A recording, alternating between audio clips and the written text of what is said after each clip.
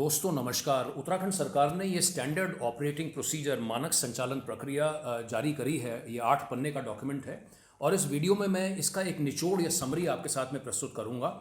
उस पे आने से पहले उत्तराखंड को लेकर के बड़ी तस्वीर, 90,000 से ज़्यादा लोग पूरे देश के बाहर उत्तराखंड में वापस आने के लिए अपने आप को रजिस्टर कर चुके हैं। देहरादून शहर में ही 30,000 मजदूर जो कि देहरादून या उत्तराखंड के बाहर जाना चाहते हैं। उत्तराखंड में वर्तमान में 17 हॉटस्पॉट या कंटेनमेंट जोन्स हैं। देहरादून शहर में, हल्द्वानी शहर में, डोईवाला में, हरिद्वार जनपद में और उसके अलावा उधम सिंह नगर जनपद में ये 17 हमारे हॉटस्पॉट। उत्तराखंड से जो बसेस हैं उनकी रवानगी उत्तराखंड के बाहर उसकी शुरुआत हो चुकी है। उत्तराखंड सरकार ने 12 स्पेशल ट्रेन्स के लिए भी एक इंडियन रेलवे से रिक्वेस्ट करी है। मैं आपको यह भी बताना चाहूँगा कि जो मूवमेंट है, क्योंकि इतना बड़ा भारी मूवमेंट है, तो वो एक स्टेप बाय स्टेप होगा, सीक्वेंशियल होगा। लेकिन आपको आश्वस्त करना चाहता हूँ, मैं स्वयं देहरादून में रहता हूँ और जो चीज़ें हैं बड़ी तेज़ रफ्तार के साथ में, बहुत गति के साथ में हो रही हैं। जो इस डॉक्यूमेंट में 4 प्रमुख लोगों की चेन बनाई गई है, यानी कि 4 जो एक किस्म से डेजिग्नेशन है। सबसे वरिष्ठ एक स्टेट नोडल ऑफिसर, एक अनुभवी IAS ऑफिसर्स, पूरे भारत में यही व्यवस्था है। उसके बाद में जो दूसरी कड़ी है डिस्ट्रिक्ट नोडल ऑफिसर्स की, हमारे प्रदेश में 13 जनपद हैं, यानी कि 13 डिस्ट्रिक्ट नोडल ऑफिसर। तीसरा जो पद है वो लिएजन ऑफिसर, ये जिनकी सुरक्षा की जिम्मेदारी होगी। और चौथा ड्राइवर या पायलट। इस डॉक्यूमेंट में 4 मेन सिनारियोज की मैपिंग करी गई है। पहला सिनारियो ये है कि अगर आप बस में उत्तराखंड आ रहे हैं तो तब क्या सिनारियो बनता है।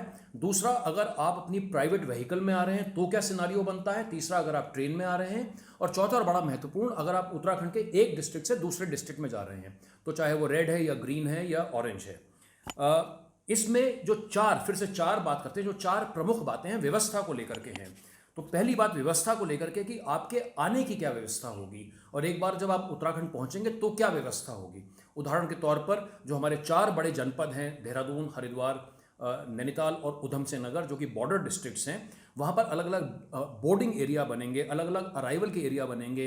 वहाँ पर थर्मल स्क्रीनिंग की व्यवस्था होगी, खाने की व्यवस्था होगी, पानी की व्यवस्था होगी, टॉयलेट्स की व्यवस्था होगी, पुलिस की व्यवस्था होगी। तो ये पूरा का पूरा इसमें विस्तार में बताया गया है।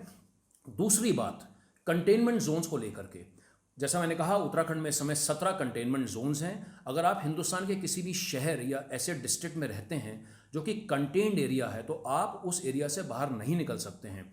उसी तरीके से अगर आप उदाहरण के तौर पर देहरादून की भगत सिंह कॉलोनी में रहते हैं और अगर आपको भगत सिंह कॉलोनी से बाहर जाना है तो आप बाहर नहीं जा सकते हैं। ये इस डॉक्यूमेंट में बड़ा स्पष्ट किया गया है कंटेनमेंट जोन्स को लेकर के।